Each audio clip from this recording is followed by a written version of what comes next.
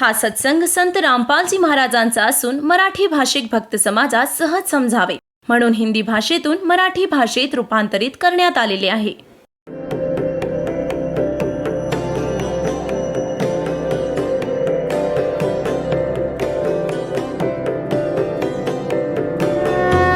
और ज्ञान सब ज्ञान डी कबीर ज्ञान सो ज्ञान और जैसे घोड़ा तोब कायम करता चले मैदान.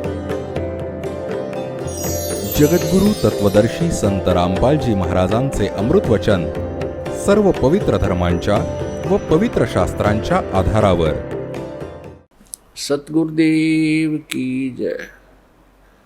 बंदी छोड़ कबीर परमेश्वर जी की जय. बंदी छोड़ गरीबदास जी महाराज जी की जय. स्वामी राम देवानंद जी गुरु महाराज जी की जय हो.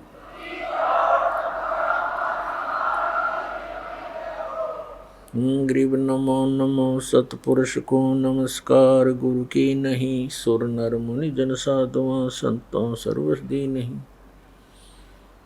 सतगुरु साहेब संत सब डंडो तुम प्रणाम. आगे पीछे मद हुए तिनको जा कुर्बान. नराकार निर्विषम काल जाल भय व्यंजनम निर्लेपम निज निर्गुणम. अकल अनुपवेशुंधुनम सोहम सुरति समाप्तम सकल समाना निर्तल. उज्ज्वल हिरंबर हरदमम बेपरवा अथाह वार पार नहीं मध्यतम. गरीब जो सुमर सिद्ध होई गणनायक गलता ना. करो अनुग्रह सोई पारस पद परवाना. आदि गणेश मनाऊं गणनायक देवन देवा. चरण कमल लो लाऊं आदंत करूं सेवा.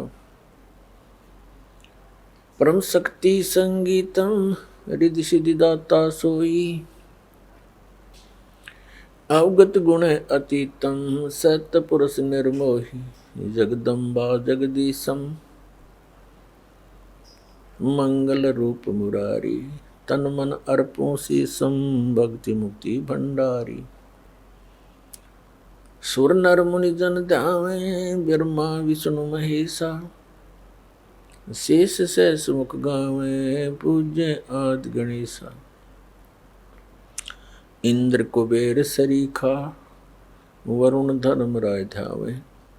समर्थ जीवन जी का मन इच्छा फल पावे. 33 कोटि अधारा ध्यावे सहस 88. उतरे बहुत जल पारा कट है यम की फांसी. 33 कोटि अधारा ध्यावे सहस 88. उतरे बहुत जल पारा कट है यम की फांसी. कर जोड़ूं विनती करूं धरूं चरण पर शीश. गुरु जी राम देवानंद जी महाराज ने दियो नाम बख्शीश. कोटि कोटि सिजदा करूं कोटि कोटि प्रणाम. चरण कमल में राखियो मैं बांधी जा मैं गुलाम. कुत्ता हूँ गुरुदेव का रामपाल दास का नाम. गले प्रेम की जेवड़ी जाखे चोहा जाऊं. तो करो तो बावड़ो दूर दूर करो तो जाऊं.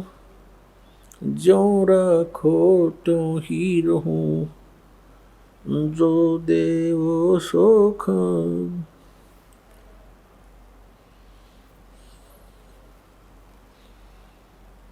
जय अब के सतगुरु मिले सब दुख आँखों रोए. चरणों ऊपर शीश धरूं कहूँ जो कहनियो. कबीर साईं मिलेंगे पूछेंगे कुशलात आदि अंत की सब कहूँ अपने दिल की बात, गुरु जी तुम ना भूलियो। चाहे लाख लोग मिल जाएं,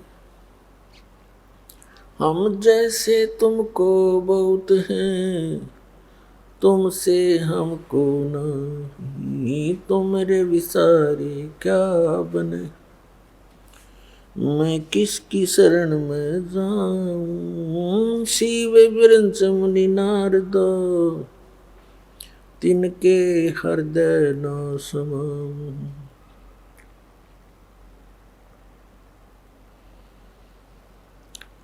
सूरत करो मम साइया, हम हैं भव जल माही, आप ही बह जाओगे जो तुम न पकड़ोगे बाँ। हे बंदी छोड़ दयाल जी,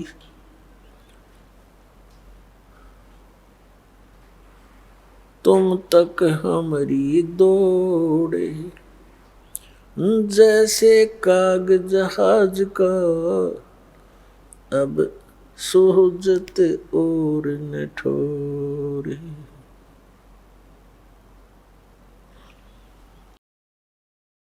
परमपिता परमात्मा कबीर परमेश्वरजींच्या असीम कृपेने पुण्यात्म्यांनो, तुम्ही सत्संग ऐकण्यासाठी इथे येऊ शकला आहात. भक्ति मुक्ति के दाता सतगुरु, ये भटकत प्राण फिरंदा, उस साहिब के हुक्म बिना नहीं तरवर पाथ हिलंदा।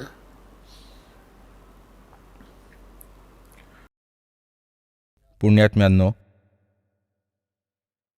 या काळाच्या मायाजालाला परमात्म्याला स्वतःला येऊन सांगावं लागलं, कारण या काळ भगवानाने इथं खूप अज्ञान पसरवलं आणि दुनियाभरचे हे नकली संत तयार केले, जे केवळ लोककथा सांगतात, त्याला कुठल्या सद्ग्रंथांचा आधार नसतो. ज्या कारणाने हे जीव हे कष्ट सोसणं, जन्म आणि मृत्यूचे हे कष्ट असणे, याला एक परंपरा समजून बसला आहे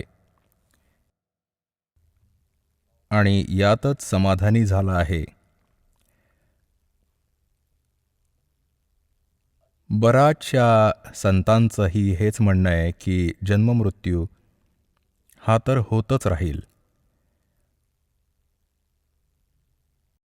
परमेश्वरांनी स्वतः येऊन आम्हाला माहिती दिली,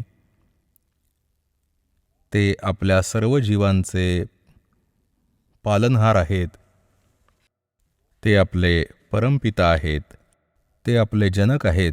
कबीर भगवान, कबीर अल्लाह, कबीर विणकर, कबीर धानक, जे काशी बनारसमध्ये आले होते, हे स्वतः परमात्मा आहेत.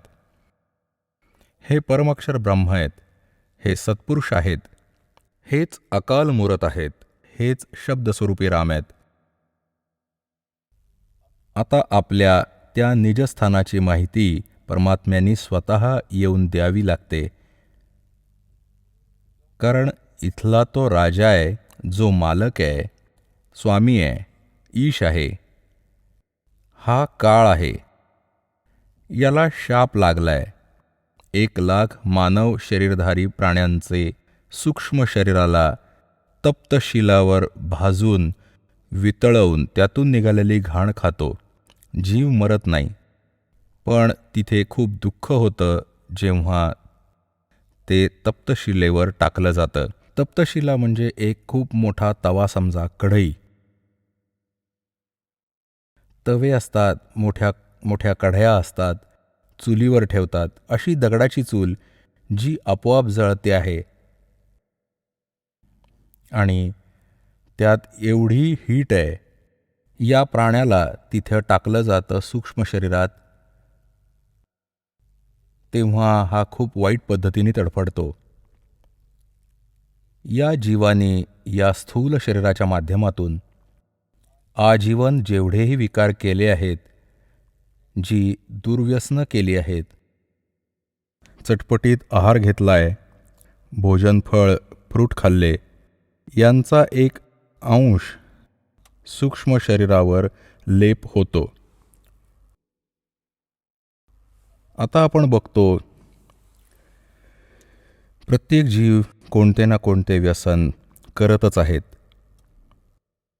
कोणी सिगरेट ओढतो, कोणी भांग पितो, कोणी दारू पितो. चटपटीत आहार घेणं या मनाचा एक स्वभाव आहे. हे मन त्या काळाचा एजंट आहे. निराकार समजा तो काळ आहे, काळ तर साकार आहे, त्याचीच ही एक. त्या काळाला समजा, मनालाही काळच समजा, आणि हा त्या सर्व क्रिया करायला लावतो ज्याची याला गरज आहे. आणि त्याचबरोबर याचा अजून एक उद्देश असतो की हा अशी कर्म करू नये ज्यामुळे याला पुन्हा मनुष्य जीवन लवकर मिळावा. काळ घाबरून असतो की जेव्हा या जीवाला मनुष्य शरीर असतं, तर त्याच वेळी वरून कोणती तरी शक्ती येते, परमात्म्याने पाठवलेली, आणि तो इथे सर्वांना ज्ञान देतो. मनुष्य योनीत असू तर हे ज्ञान ग्रहण करू शकू, इतर पशुपक्ष्यांच्या योनीत असेल तर ते भटकत राहतील.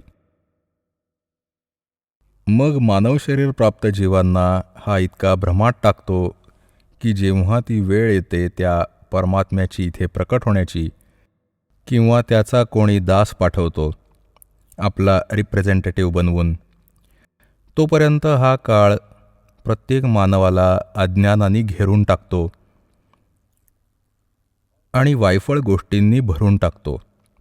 दुष्कर्मांच्या इतकं आहारी करून टाकतो की ज्यावेळी परमात्म्याची ही वेळ येते, मोक्ष टाईम ज्याला म्हणतात, मोक्ष, तर त्यावेळेपर्यंत हा असा निष्प्रभ करून टाकतो मानवाला, जीवाला. एकतर याला भक्ती नको असते, इतर वायफळ गोष्टीत व्यस्त असतो, राजकारणात मोठी पोस्ट मिळवण्यासाठी, स्टडीमध्ये, आणि मग सर्व जीवन घर बनवण्यात आणि बँकेत 10-20 लाख रुपये साठवून तुम्ही मरून जाता. स्वतः गाढव बनून फिरता आणि बँक बॅलन्स माहीत नाही कोणाला मिळतो. तर याला हवं असतं की कोणताही जीव त्यावेळी भक्तियोग्य राहता कामा नये. आता जे पुण्यात्मा मागच्या जन्मोजन्मीपासून परमात्म्याची भक्ती करत आले आहेत आणि त्यांना मनुष्य जीवनही मिळत आले आहे, काही एक असे नियम आहेत, काही परमात्म्याच्या भक्तीचे असे गुण असतात, त्यामुळे एका मानवाला 10, 20, 50, 100 देखील कंटिन्युअस मनुष्य जन्म मिळू शकतात. आणि त्या मानव शरीरात जर परमसंत भेटले नाहीत तर काही सांगू नाही शकत. पृथ्वीवर रोज सूर्योदय होत आहे, अस्त होत आहे, आणि उदय होतोय, अस्त होतोय, अरबो वर्ष सरली, चालूच राहील. मग काय होईल याचं? तर जोपर्यंत याची पुण्य, पूर्वजन्मीचे संस्कार याच्यासोबत असतात आत्म्याच्या, तर याची बॅटरी चार्ज होते इन्व्हर्टरची. समजा याच्या पुण्यांमुळे हा भक्तियुक्त असतो, ती भक्ती संग्रहित होते याची पूर्वजन्मोजन्मीची, आणि मग तो 2 जन्म त्याचे झाले, 3 झाले, 4 होतील, 10 होतील, 50 होतील, आणि मग त्या मानवजन्मात कधीच त्याला कोणी परमसंत नाही मिळाला, परत चार्जर लागला नाही, तर मग तो 84 लाख योनींमध्ये जाईल.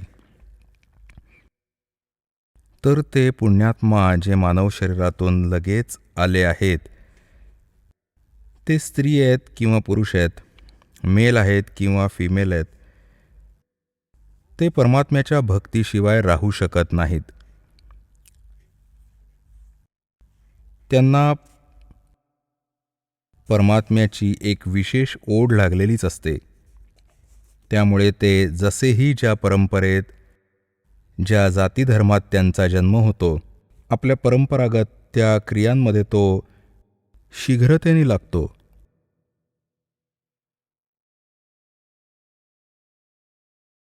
तर काळ भगवान परमात्म्याला म्हणाले होते, जेव्हा परमेश्वर पहिल्यांदा या काळाच्या लोकात आले होते, ह्याने परमात्म्याच्या सोबत, कारण परमेश्वर कबीरजी आपल्या पुत्राचे कधी पण रूप धारण करतात, कधी ज्ञानी, कधी सहजदासांचा, कधी जोगजीतचे. तर त्याला असं वाटतं की हे माझ्या भावांपैकीच आहेत, कारण हा देखील काळ देखील परमात्म्याचाच पुत्र आहे. आपण सर्वच त्याची लेकरं आहोत. मग ती मुंगी असो किंवा हत्ती असो, वाघ असो, बिबट्या असो, गाय असो, राजा आहे, रंक आहे, कोणत्याही जातीधर्मात जन्माला आहे. परंतु जी मुलं नाकर्ती असतात ती नाकर्तीच असतात, चांगली मुलं चांगलीच असतात, पण असतात ती लेकरच. तर या काळाने परमात्म्याला आपला मोठा भाऊ समजून त्याचा विरोध केला की तू इथे कसा आलास जोगजीत? त्याला ही देखील भीती असते की कोणी परमात्म्याचा संदेश घेऊन देखील आलेले असू शकतात. काही आदेश असेल, जो आदेश आहे परमपित्याचा, प्रथम मला तो ऐकव, नाहीतर मी तुझी धुलाई करीन. कारण मी तुझ्याकडे तिथे प्रार्थना केली होती की मला या लोकातून, सतलोकातून काढून टाकू नकोस. तू माझं काही एक ऐकलं नव्हतंस, मला तिथून हकलून दिलं होतंस. आता तू माझ्या लोकात कसा आलास? आता मी तुला बडवेन. तेव्हा परमात्मा आपला मुलगा जोगजीतच्या रूपात उभे होते. त्याला म्हणाले की ऐक आदेश परमपित्याचा. मी काय उद्देशाने आलो आहे? मी खाली तुझ्या संसारात जाईन आणि परमात्म्याची ओळख करून देईन. तू परमात्म्याचे नामोनिशाण मिटवलेस, तू स्वतः भगवंत बनून बसलायस. नालायक, तुला लाज नाही वाटत? या भोळ्या आत्म्यांनी चूक केली, तुझ्यावर विश्वास ठेवून तुझ्यासोबत आले, मग अशी दूरगती करतात का? कोणाला गाढव बनवले, कोणाला गाढवेण, कोणाला कुत्रा, कोणी डुक्कर डुकरी घाणीत लोळतायत, काहीही खातायत. मी खाली जाणार, परमात्म्याचा आदेश आहे, आणि सर्वांना सांगणार की हा भगवान नाही ज्याला तुम्ही भगवान समजून पूजत आहात. हा काळ आहे, हा तुम्हाला खातो, तुझं पितळ उघडं पाडून येणार. तेव्हा याने विचार केला, हा तर माझा विनाश करायला आलाय, हा तर माझी शेती उद्ध्वस्त करेल. तर या काळाने परमात्म्याला जोगजीत समजून त्याच्यावर अशी झडप घातली जसा आत्ताच मारून टाकेल. परमात्म्याने आपला लाडका आत्मा धर्मदासजींना ही माहिती देताना म्हणाले की धर्मदासजी, ज्यावेळी त्या काळाने माझ्यावर अटॅक केला, आक्रमण केलं, मी सतनामाचं स्मरण केलं. पुण्यात्म्यांनो, तो परमात्मा आपल्यालाही सतर्क करू इच्छितो की जो प्रेमळ आत्मा परमात्म्याच्या शरणी येईल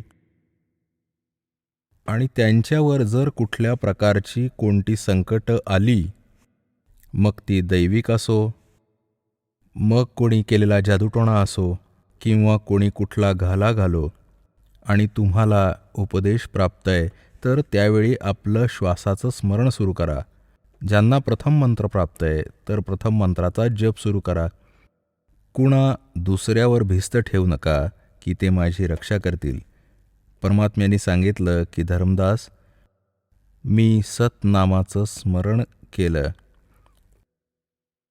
आणि काळ असा निष्प्रभ झाला, असा झटका बसला याला, जसं पक्षाचा पंख छाटला जातो.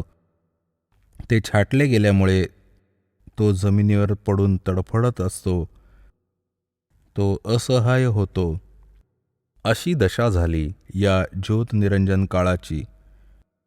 हा चापलूस आहे. आधी तर त्यांनी विचार केला होता की मी याला घाबरवेन, धमकावेन, आणि मग त्यांनी माझे पाय धरले येऊन. कबीर साहेब म्हणतात की याने खाली घसटून घसटून याने पाय धरले माझे येऊन, आणि पाय धरून रडू लागला, म्हणू लागला, तू माझा मोठा भाऊ, मी तुझा लहान भाऊ. लहान तर उच्छाद मांडतात, मोठे तर क्षमाच करतात. मी तर तुम्हाला पित्या समान मानतो, आणि तुम्हाला तर त्यांनीच पाठवलंय. तुम्ही तर त्यांचीच शक्ती आहात. मला क्षमा करा. परमात्मा म्हणाले, ठीक आहे, क्षमा केले तुला. तरी पाय सोडले नाहीत आणि म्हणू लागला की मला माझ्या या लोकात काही त्रुटी आहेत, त्या माझ्या गरजा पूर्ण करा. मी तुमचा लहान भाऊ आहे, तुम्ही तर समर्थ आहात. खूप मोठी चालुगिरी केली यांनी. तर परमात्मा म्हणाले की बोल, काय मागायचंय भिकारी, तू बोल. तेव्हा हा म्हणाला की असं नाही, वचन द्या. परमात्मा म्हणाले, कबीरजी ठीक आहे, वचन दिले. तेव्हा हा म्हणाला की 3 युगात जीव कमी घेऊन जा. आता काय म्हणाले होते जोगजीत रूपात परमात्मा, की मी सर्व जीवांना सांगणार की हा काळ आहे, आणि ज्या साधना तू करून घेत आहेस त्या तुझ्या सत्रातील आहेत, तुझ्या जाळ्यात अडकवणाऱ्या आहेत. परमात्म्याने मला एक अशी शक्ती दिली, मंत्र दिला, तो सतनामाचा जप आणि सारनामाचा जप जीवांना देईन. आणि ज्यांच्याजवळ हा मंत्र असेल त्याचे तू काहीच वाकडे करू शकणार नाहीस. जसं त्याच मंत्राने मी तुझे हे हाल केले आहेत, आणि तो मंत्र त्या जीवांना देईन. ज्यांच्याकडे हा मंत्र असेल तू त्यांच्याजवळ नाही जाऊ शकणार, आणि सर्वांना सतलोकात घेऊन जाईन सतनाम देऊन. तर यांनी मग प्रार्थना केली की 3 युगात जीव कमी घेऊन जा.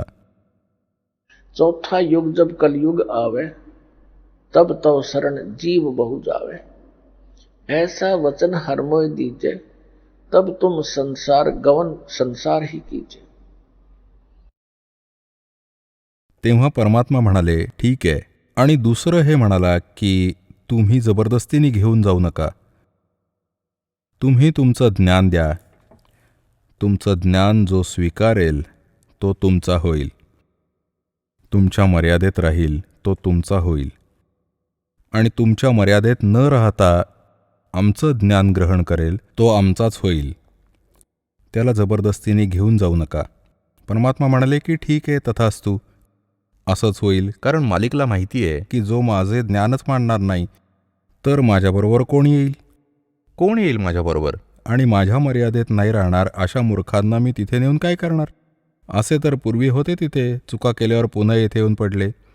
तर अशांना ते मालिक घेऊन जाऊ इच्छित देखील नाहीत. आणि दुसरं, आम्ही स्वेच्छेने इथे आलो आहोत आणि स्वेच्छेनेच तिकडे जाऊ. तेव्हा परमात्मा म्हणाले, तथास्तु. तेव्हा त्याच क्षणी स्वभाव बदलला. इथे सर्व प्राण्यांचा असाच स्वभाव आहे. जसं भस्मागिरींनी भगवान शंकरांच्या दारी 12 वर्ष शीर्षासनात तपश्चर्या केली, खाली डोकं वर पाय करून. जेव्हा भगवान शंकरांनी विचारलं की काय हवंय, भक्ता वचनबद्ध करवून घेतलं आणि म्हणाले की हे भस्मकडे द्या. जेव्हा भस्मकडं दिलं भगवान शंकरांनी, घे आता, आली तुझी वेळ, तर एकदम स्वभाव बदलला, करबद्ध उभा होता आणि असे हात जोडले होते. तर इथे असाच स्वभाव प्रत्येकाचा झालाय, कारण यथा राजा तथा प्रजा असंच असतं. इथला हा राजा आहे आणि आपलं मन याचाच अंश आहे. तर अशी आपल्या सर्वांची सारखीच वृत्ती असते. तर हा म्हणाला की जाओ जोगजीत बेसिक संसारा, जीव न माने कहा तुम्हारा. जीव तुम्हारा कहा न माने, हमरी ओढ हो बाद बखाने. असं गुंगवून यांना चुकीच्या ज्ञानानी असं परिपूर्ण करीन, ठासून भरीन, भरून टाकेन. जेव्हा तुम्ही 4थ्या युगात जाल, कलियुगात, तर तोपर्यंत या कोणालाच भक्ती योग्य ठेवणार नाही. एकतर नास्तिक करीन किंवा दुर्व्यसनी करीन किंवा इतर पूजांमागे लावेन. माझे दूत पाठवून 12 पंथ करूं मैं साजा, नाम तुम्हारा ले करूं आवाजा. 12 पंथ नाम जो ले ही, सो हमरे मुख आन समूही. और अनेक पंथ चलाऊं, या विद जीवों को भरमाऊं. तीर्थ व्रत जप तप मन लाऊं, और देवी देवल धाम पुजवाऊं.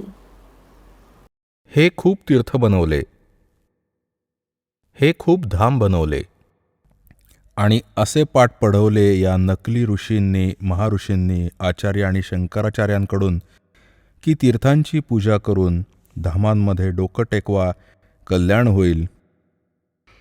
अरे आपले सद्ग्रंथ काय सांगतात? आपले विधान काय सांगतं विधात्याचं? पवित्र 4ही वेद, पवित्र श्रीमद भगवद्गीता आणि पवित्र ती सच्चिदानंद घनब्रह्मची वाणी, कबीरवाणी, हे विधान आहे परमात्म्याचं. तेव्हा परमात्मा म्हणाले होते की काळ जेव्हा कलियुग संपेल 5500 वर्षांनी, त्यावेळी आम्ही जाऊ तिकडे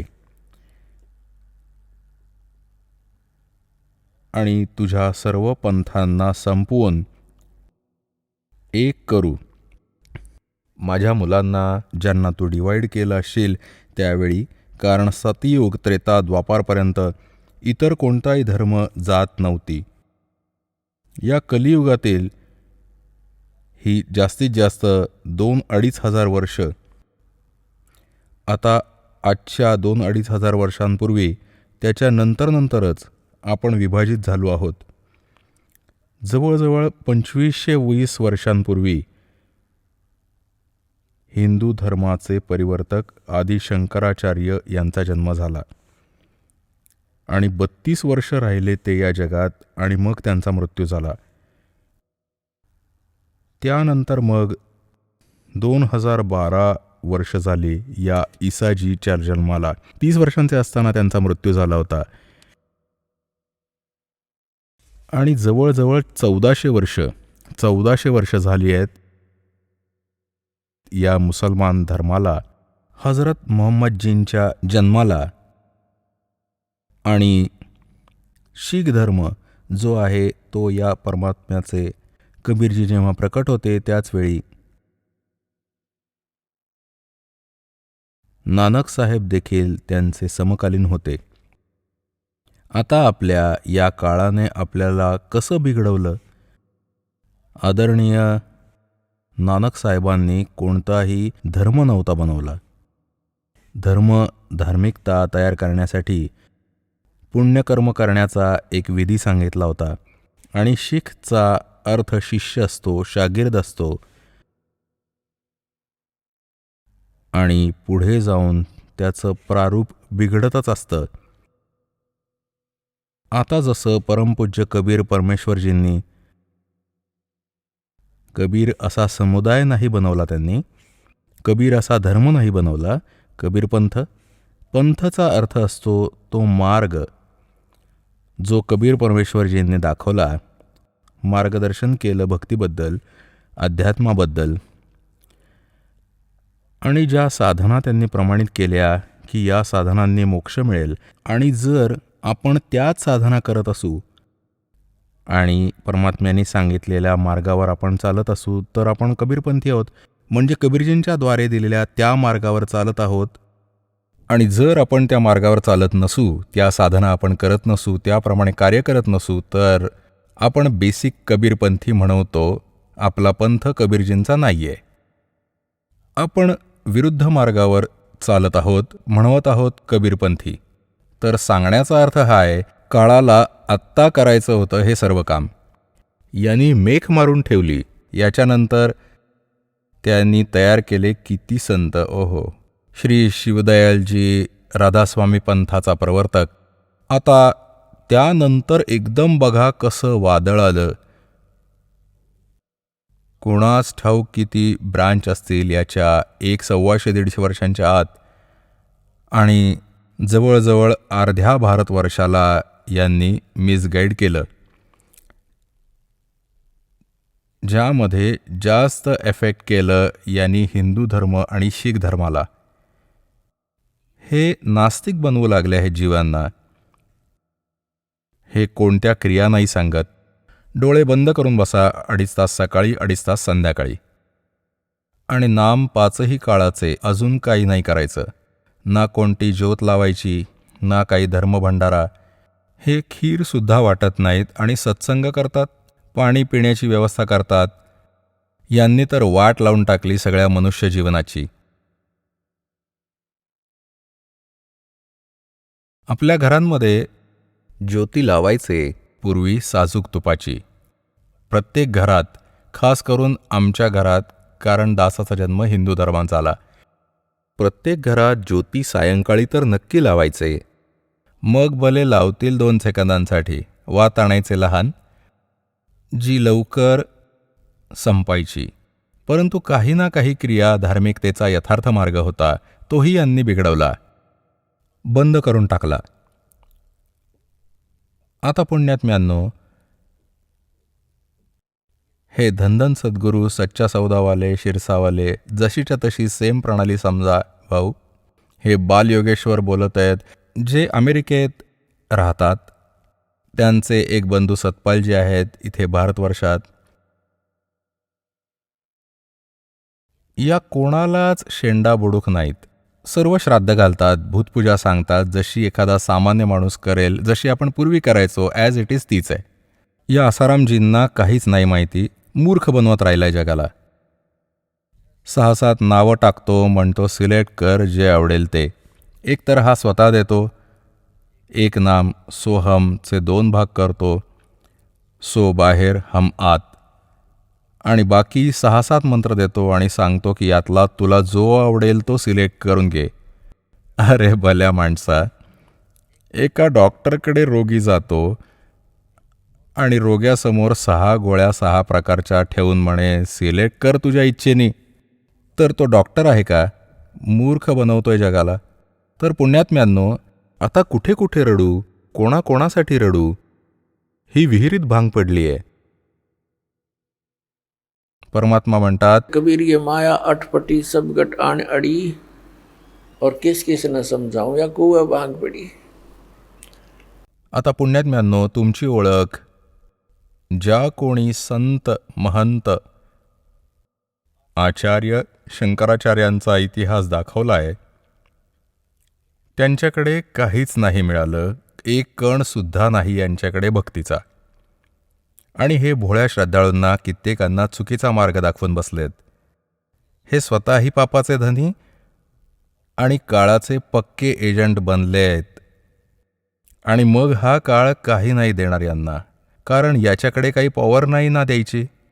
हा तर फक्त विनाश करू शकतो, याचं नावच काळ आहे. तर त्याच्याकडे करुणा कशी असू शकते, दया कशी असेल त्याच्याकडे? जसा कसाई असतो आणि बकऱ्या पाळतो, त्या बकऱ्यांना भले त्यांची किती सेवा करताना दिसत असेल, सर्व सुविधा देखील उपलब्ध करून देतो, पण तो त्यांच्यावर दया कशी करू शकतो? कारण त्यांनी त्या पाळल्याच यासाठी आहेत की तो त्यांना खाईल आणि विकेल. तर हे ज्या लोकात तुम्ही राहत आहात, हा असा लोक त्या मालिकचा लोक आहे, त्या ईशाचा लोक आहे. इथला हा काळ मालिक आहे. तर तेव्हा परमात्मा म्हणाले होते की जेव्हा 5500 वर्ष लोटतील म्हणजे कलियुगाची, तेव्हा मी माझा एक. आता परमात्मा काय खरंच थोडंच सांगणार आहे या नालायकाला? आधी ते म्हणाले की मी स्वतः येईन, आणि मग म्हणाले की मी माझा एक महापुरुष पाठवेन आणि त्याच्याकडे सर्व शक्ती देईन. तो त्याच्या जवळसुद्धा जाऊ नाही शकणार. तर तो परमात्मा म्हणाला होता की जेव्हा ती कलियुगाची वेळ येईल, त्यावेळी तू ते कर जे तुला करायचं आहे.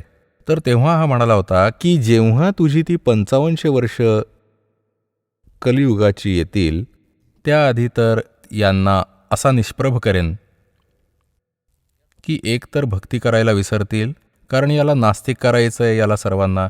जसे महात्मा बुद्ध होते, चांगला आत्मा होता, भगवानाचं लेकरू होतं, काळाच्या हातून मारला गेला. कारण पूर्वीचे पुण्यकर्मी जीवच हे संत पद प्राप्त करतात. यांची बोलण्याची शैली वेगळी असते आधीच्या संस्कारांमुळे, आणि तो दुरुपयोग करतो काळ यांचा. तर त्यांची बोलण्याची शैली चांगली होती, तळमळ होती त्यांच्या आवाजात. लाखो लोक अनुयायी झाले. पूर्ण चीन महात्मा बुद्धांचा अनुयायी बनला. आणि महात्मा बुद्धांनी सांगितलेल्या भक्ती विधीने त्यांना कोणता अध्यात्म लाभ नाही झाला. औपचारिक गोष्टी तर सामान्य माणूस देखील जाणतो. जोपर्यंत भगवंताची साथ नसते त्याला, तर तो कोणत्याच गोष्टी पाळू नाही शकणार. थोड्याच दिवसात सगळं विसरून जाईल. आणि परमात्मा जर सोबत असेल तर तो कोणत्या गोष्टीचा अभाव जाणवूच देणार नाही, ज्यामुळे तो अधोगतीला जाणार नाही. तर हेच झालं की भगवानाकडून मिळणारा लाभ तर बंद झाला. आणि जेव्हा महात्मा बुद्ध आले होते त्यावेळी सर्व जीव चांगले पुण्यात्मा असायचे. त्यांना सांसारिक सुख त्यांच्या पूर्वजन्मीच्याच संस्कारातून मिळत असायचे. आणि ते हा विचार करत राहिले की महात्मा बुद्धांनी आपल्याला ज्या क्रिया सांगितल्या आहेत त्यामुळे आपल्याला लाभ तर होतच आहे, ज्या कारणाने पुढे जाऊन त्यांचे वंशज एवढे पुण्यवान नाहीत. कारण कलियुगात कमी कमी होत आली पातळी आपल्या पुण्यांची. तर मग त्यांना काही लाभ नाही झाला, त्यामुळे त्यांनी सोडून दिलं भक्तीला, आणि विधान बनवलं की कोणी भगवान नाहीये. हा निसर्ग आपोआप घडत आणि बिघडत राहतो. आणि काळाला हेच हवंय की हे पूर्ण नास्तिक व्हावेत. अगदी भगवंताची ओढ राहायला नको, विशेष करून या कलियुगात. पहिले तर अशी चिंताच नव्हती. तर पुण्यात्म्यांनो, हे जेवढेही राधास्वामी पंथ, जय गुरुदेव पंथ, सतपाल आणि बालेयोगेश्वर पंथ, आणि हे आसाराम, आणि हे जेवढेही सुधांशुजींचा पंथ, हे कृपाल सिंह आणि लोक, हे सर्व काळाचे एजंट आहेत. यांनी सांगितलेल्या भक्ती मार्गाचा कोणालाही लाभ नाही होऊ शकत. आणि काहीच दिवसात हे पूर्ण मानव हे नास्तिक होणार होते, हे खरं माना. आता जसे राधास्वामी पंथाचे जीव जे 30-30 वर्ष, 20-20 वर्ष, 10-10 वर्ष तिथे साधना करायचे, आणि तिथे त्यांना सुख मिळायचं, आणि सांगायचे आणि गुणगान करायचे की गुरुजी आज आम्हाला हा लाभ झाला, गुरुजी आज आम्हाला तो लाभ झाला, आणि इथेच त्यांची बर्बादी झाली. याच जसे सुखी राधास्वामी धनधन सद्गुरू डेरा सच्चा सौदा शिरसावाले आसाराम असं तर आम्ही सालासारलाही तिथेही लाभ व्हायचाच. त्या हनुमानाची पूजा दगडाची पूजा करायला जायचे तेव्हाही आपल्याला जाणवायचे की आपल्याला हे सुख मिळाले, आपल्याला ते सुख मिळाले. ते मिळायचे आपल्याला पूर्वजन्मीच्या पुण्यामुळे आणि आपल्याला वाटायचे की बाबा हनुमानजींनी दिलं. हे बाबा हनुमानजी तर एक भगत होते. आता एक भगत दुसऱ्या भगताला काय देऊ शकतो? आणि ते कधीही नाही म्हणायचे की माझी भक्ती करा. ते तर स्वतः भगवानाची भक्ती करायचे आणि इतरांनाही सल्ला द्यायचे की भक्ती करा भगवानाची. तर या अडाणी अज्ञानी काळाच्या एजंटांनी आपल्याला हा उलटा मार्ग आपल्या उलट्या मार्गाला लावलं. तर असेच हे जीव भ्रमित झाले. जसाही पुण्यात्म्यांना गुरु मिळतो त्या गुरूंनी सांगितल्याप्रमाणे तो तन मन धनानी समर्पित होतो. याच प्रकारे एक धरमदास नावाचे एक पुण्यात्मा होते. मध्य प्रदेशातल्या एक बांधवगड नावाचं शहर होतं आणि तिथे त्या पुण्यात्म्याचा जन्म झाला होता. खूप मोठे धनिक व्यक्ती होते. धनिक व्यक्ती एवढं धन होतं त्यांचं. श्री धरमदासजींचे पूर्वज एवढे धनवान होते की कधी कोणतं नैसर्गिक संकट यायचं तेव्हा तिथला नवाब देखील धरमदासजींच्या पूर्वजांकडून वित्तीय मदत घेत असे. एवढे धनी व्यक्ती होते आणि तरीही भगवंताची ओढ. तर पुण्यात्म्यांनो किती पुण्यकर्मी जीव असेल. कोणी एस्टिमेट नाही लावू शकत त्याचं. आणि मग त्याला एक काळाचा दूत भेटला होता, श्री रूपदासजी, जे श्रीराम श्रीकृष्ण शंकर भगवान आणि विष्णूजींचं मार्गदर्शन करायचा. विष्णूजींचा उपासक होता, वैष्णव साधू होता. आता त्या भोळ्या जीवाला जो काही त्या गुरुदेवांनी पाठ पढवला आणि शिष्य तर कोरा कागदच असतो आणि संताला गुरु समजून त्याच्याकडे जातो. जोही ज्ञान तो देत असतो ते कोऱ्या कागदावर अंकित होत जात असतं. याच प्रकारे धरमदासजी आपल्या गुरु रूपदासजीद्वारा दाखवलेल्या त्या भक्तिमार्गावर तन मन धनानी समर्पित झाले होते. त्यांच्या गुरुदेवांनी कोणती पूजा सांगून ठेवली की हरे राम हरे कृष्ण, राम राम कृष्ण कृष्ण हरे हरे, ओम भगवते वासुदेवाय नमः, ओम नमः शिवाय, ओम नमो भगवते वासुदेवाय. आणि बरोबरच दुसऱ्या क्रियाही सांगितल्या होत्या, जसं विष्णूजींचा शाळीग्राम पूजा, गीताजींचा नित्यपाठ, काही अंशाचा आणि एकादशीचं व्रत, श्राद्ध करणं, पितृपूजा, तीर्थांचं भ्रमण, तीर्थस्नान केल्याने कल्याण होईल. जसंही शंकराचार्य आदिशंकराचार्यांनी विपरीत धडा शिकवला होता तोच हिंदू धर्मात आहे.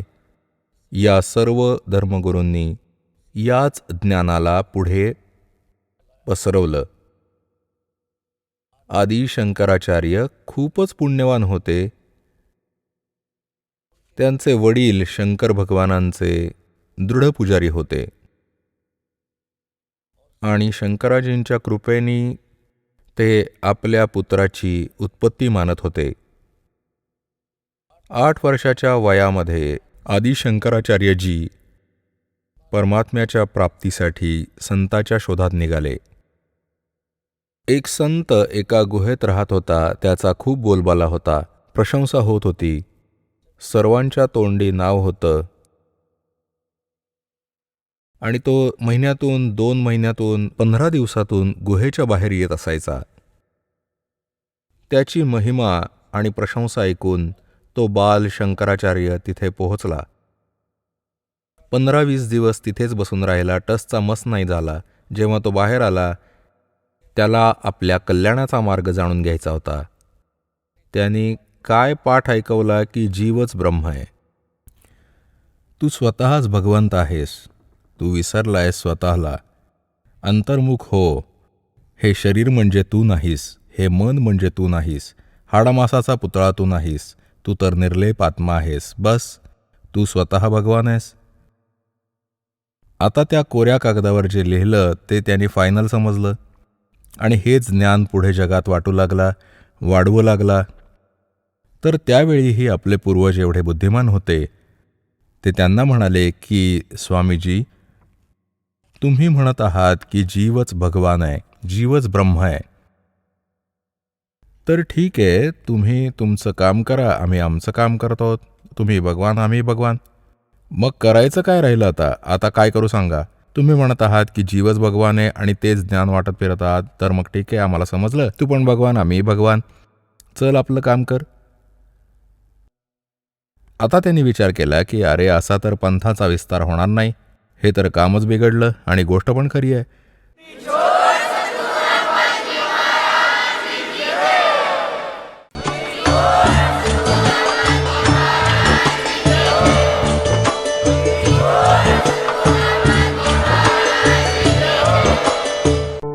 आपण ऐकत होता जगद्गुरु तत्वदर्शी संत रामपालजी महाराजांचे मंगल प्रवचन. निशुल्क नामदीक्षा प्राप्त करण्यासाठी आणि अधिक माहितीसाठी संपर्क करा 7030303951 7030303952. आमची वेबसाईट आहे www.jagadgururampalji.org.